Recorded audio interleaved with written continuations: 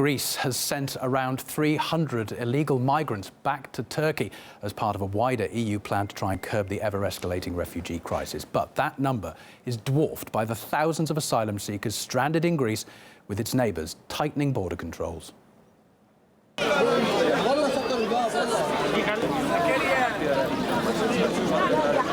Back there.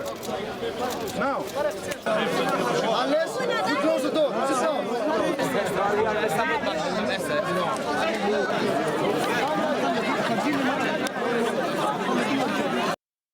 Macedonia says it's deploying additional police and troops as, quote, a safety measure.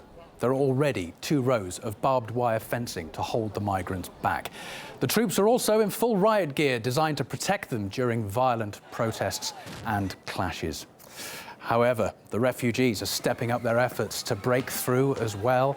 Now, throwing rocks remains their main method of assault on riot police, but they are now also using improvised battering rams to try and take down the fences. As for the refugees who aren't ready to storm the border, they're settling nearby, but they're preparing for a long wait, as Murad Gazdiev now reports. The flow of migrants heading for Idemeni is ceaseless. 2,500 refugees joined those at Idemeni just yesterday, and judging by what we've seen today, the number today isn't going to be any less. While we filmed, a young boy seemingly gave up.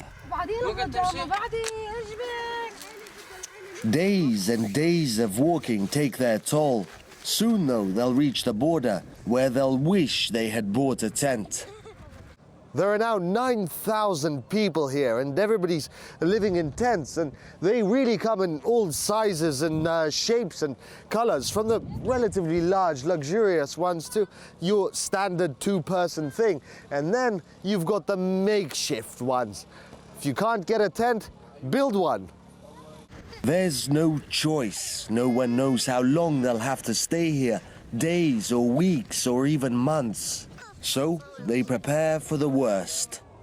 You may be wondering why anybody would set up tents on asphalt. It's colder, it's harder, but these are the more experienced refugees, because when it rains, the water's just going to drain off.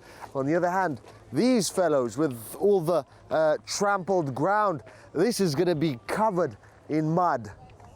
This used to be a street lamp. Goodness knows where they found it, but it's now doubled as a barbecue. Food isn't plentiful here, so whenever they can get their hands on meat, well, cook it here.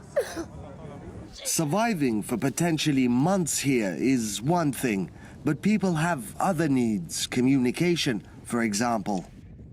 The most valuable thing many of these people have is their mobile phones.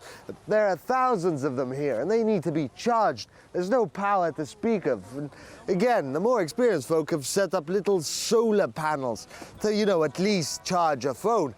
And they actually charge money from others to let them use them.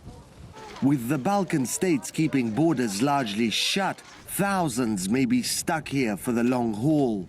And while one jungle goes down in France, another is quickly blossoming. Murad Gazdiev, RT, from Idemeni, Greece. And as Murad mentioned in his report, this new camp in Greece is being compared to the notorious jungle camp in Calais in France. Parts of that are now being bulldozed, with the authorities providing accommodation in a legal container park.